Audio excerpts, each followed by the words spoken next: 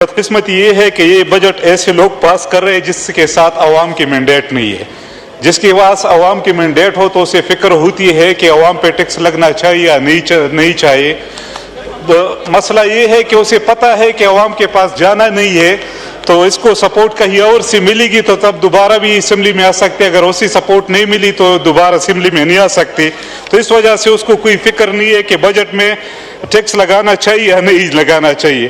دوسری بات یہ ہے کہ اس بجٹ میں یہ 3 سالوں میں اگر ہم کیلکولیشن کریں تو پاکستان پہ جو قرضہ چڑھ گیا وہ تقریباً 76,000 ارب ہے اور صرف ان 3 سالوں میں 34,000 ارب پاکستان پہ قرضہ چڑھ گیا جو 11,000 پر ایئر تقریباً اس میں بڑھوتری آئی. P T I Imran Khan کی حکومت میں ہم 2,500 ارب سود دیتے تھے قسطوں میں اور آج ہم 8,500 ارب سود دیتے ہیں. تو یہ کتنی بدقسمتی کی بات ہے کہ بجائے اس کے قصے تو ہم یہ سن رہے ہیں ان لوگوں سے کہ ہم ملک دیوالیہ ہو رہا تھا اور دیوالیہ پن سے ملک نکل کر اب ترقی کی راہ پہ گامزن ہوا اور اڑان پاکستان کا پروگرام پیش کر رہے. ایک تو اس بجٹ میں اڑان پاکستان کا مجھے کوئی چیز کلاس نظر نہیں آئی کہ یہ اڑان پاکستان کس طرح ہوتی ہے. کوئی اس طرح چیز مجھے اس بجٹ میں نہیں آئی. دوسری بات یہ ہے کہ اب ملک پہ قرض بھی چڑھ رہے ہیں, ٹیکس بھی لگ رہے ہیں اور ملک بجٹ آلریڈی خسارے میں بھی ہے 6,500 ارب. تو یہ بجٹ میں سمجھتا ہوں کہ ہم اس کو ٹوٹلی ریجیکٹ کرتے ہیں. اس کے علاوہ اقبال افریدی صاحب اور جنید اکبر صاحب نے جو فاٹا اور پاٹا کے ٹیکس کی بات کی تو میں بھی یہ ریکویسٹ کرتا ہوں حکومت سے کہ یہ لوگ بہت زیادہ تکالیف ان لوگوں نے برداشت کی.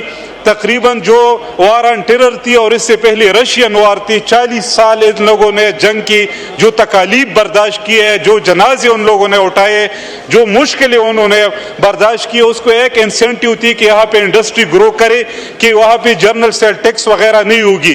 اگر وہ انسینٹیو بھی آپ وہاں سے لے لے تو لوگوں کا کیا کام ہے کہ وہاں پہ بزنس کرے, اپنی زندگی کو خطرے میں بھی ڈالے.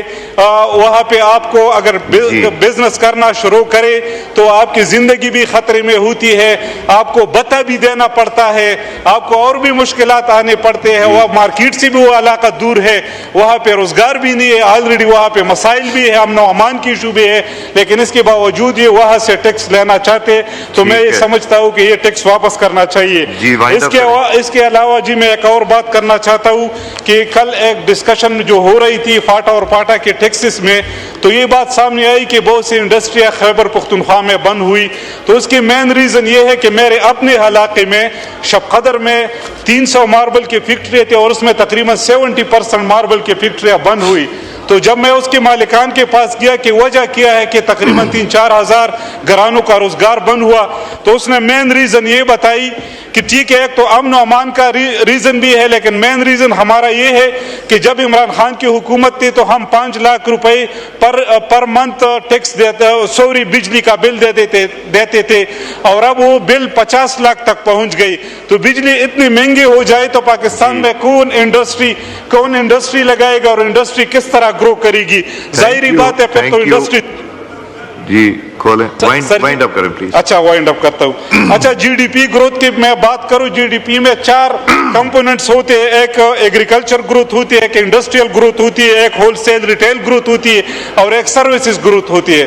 ایگریکلچر ہماری جو مین کرافٹس ہے وہ -13 پہ جا رہی ہے اور جو انڈسٹریل گروتھ ہے اس میں ہم مائنس پہ اس میں بھی جا رہے ہیں. جو لارج مینوفیکچرنگ انڈسٹری ہے اس میں بھی ہم ڈکلائن میں ہے. جناب اسپیکر, میں بجٹ پہ بات ہو رہی ہے, میں ابھی وزیرستان سے پہنچا ہوں یہاں پہ.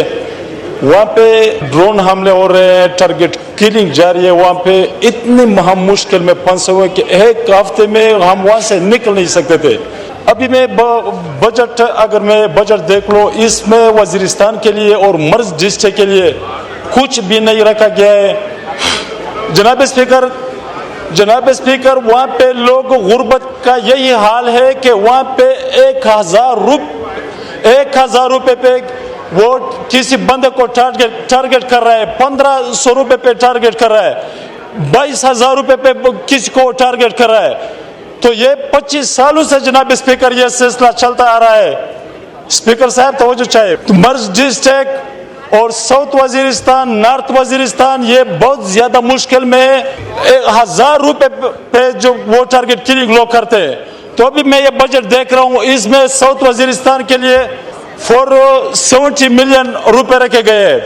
इससे कुछ नहीं बन सकता। स्पीकर साहब, हमारा बॉर्डर गुराडा बॉर्डर बंद है, वहां पे 1 साल 2 सालों से कारोबार नहीं हो रहा है। स्पीकर साहब, हम वजीरिस्तान के लोग बहुत ज्यादा मुश्किल में है। अभी मैं सुन रहा हूं कि मर्ज डिस्ट्रिक्ट और फाटा पे वो सेल्स टैक्स लगा रहे हैं, वहां पे 10% का मैं सुन रहा हूं, वहां पे तो कुछ भी नहीं है। वहां पे कसम से स्पीकर साहब के 1000 रुपए पे वो टारगेट क्यों करते हैं वो लोग। तो इस तरह कौम और इस तरह लोगों पे आप सेल्स टैक्स भी लगाते हैं, न वहां पे फैक्ट्री है न वहां पे कुछ भी नहीं है। तो स्पीकर साहब, खुदा के लिए वजीरिस्तान पे और मर्ज डिस्ट्रिक्ट पे रहम कर ले, सुन ले स्पीकर साहब। अभी मैं ये बजट और ये मैं देख रहा हूं, इसमें मर्ज डिस्ट्रिक्ट के लिए कुछ भी नहीं है। अगर ये सिलसिला चलता रहा तो फिर ये पूरे मुल्क के लिए, वहां पे हमारे जो नौजवान जो गुर्बत है उस इलाके में, जिस तरीके से वो जो जारी है वहां पे, तो ये पूरे मुल्क के लिए बहुत मुश्किल होगा। इसी बजट को मैं 100% इसको रिजेक्ट करते हैं, न मानते हैं। अगर पास भी हो जाए फिर भी नहीं मानते। स्पीकर साहब, मैं वापडा के बारे में बात करूंगा।